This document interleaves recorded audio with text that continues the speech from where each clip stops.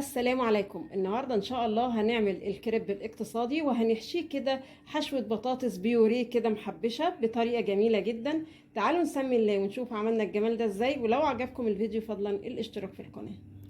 نسمي الله. واول حاجة هنعملها بقى الكريب. معانا هنا كوبايتين دقيق، الكوباية التانية رشة ملح، كوبايتين ونص مية، الكوباية التانية يعني لكل كوباية دقيق كوباية وربع مية، واقلبهم مع بعض كويس قوي او ممكن اضربهم بالخلاط.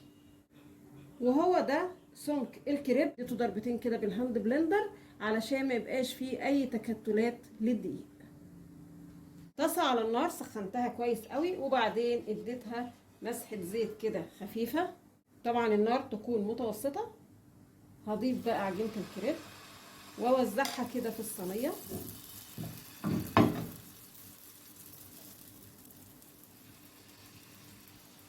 وزعت العجين كده على الصينيه، علشان الصينيه كبيره فانا حطيت كوبشتين من عجين الكريب. لكن لو الطاسه عندك متوسطه كفايه كوبشه واحده علشان عجينه الكريب ما تبقاش كده سميكه معاكي. هستنى بس. بصوا شكل العجين كده يروح زي ما انتوا شايفين كده.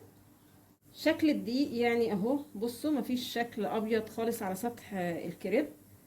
وبعدين بنلاقي الطراطيف بتاعته كده صابت الطاسه، ونلاقي الكريبايه كده مش لازقه في الطاسه، يبقى كده تمام.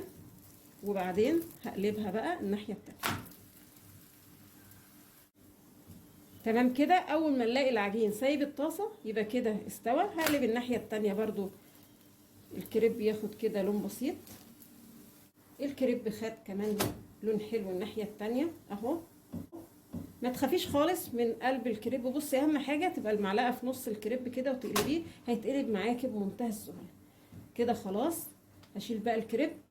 نفس الحكايه بقى اما احط كريب تاني. هدي الطاسه كده دهنه زيت بسيطه واشتغل بنفس الطريقه اللي عملناها المره اللي فاتت.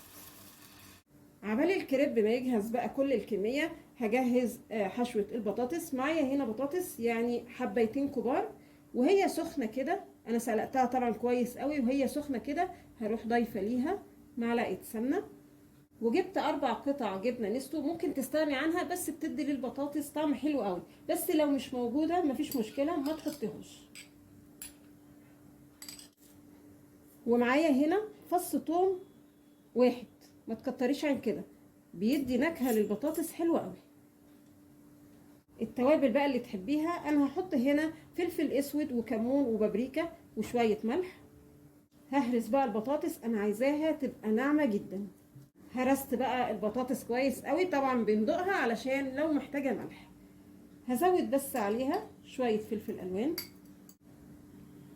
وشويه موتزاريلا لو موجوده، واقلب بقى الكلام الجميل ده كله مع بعض.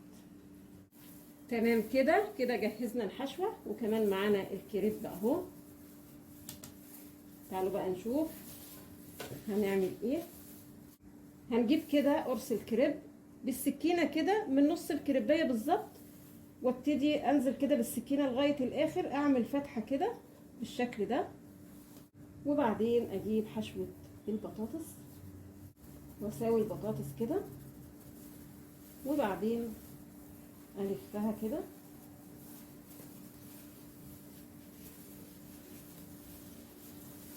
وكده الكريب معانا جاهز بالشكل ده. خلاص كده جهزنا الكريب. هنديله بقى تحميصه في الطاسه على النار. هنجيب طاسه على النار، حطيت فيها كده حاجه زي معلقه زيت علشان الكريب معانا كده ياخد تحميصه حلوه.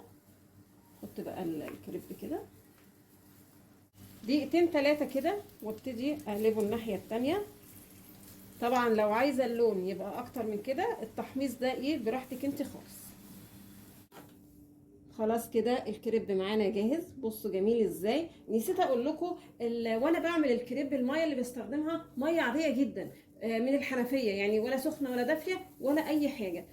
زي ما انتم شايفين بقى كميه الدقيق اللي احنا استخدمناها، الكوبايتين الدقيق عملت معانا 4 كريبات. والكريب زي ما انتم شايفينه ما شاء الله حجم كبير. بصوا شكله جميل ازاي. تعالوا بقى نشوف ايه الاخبار.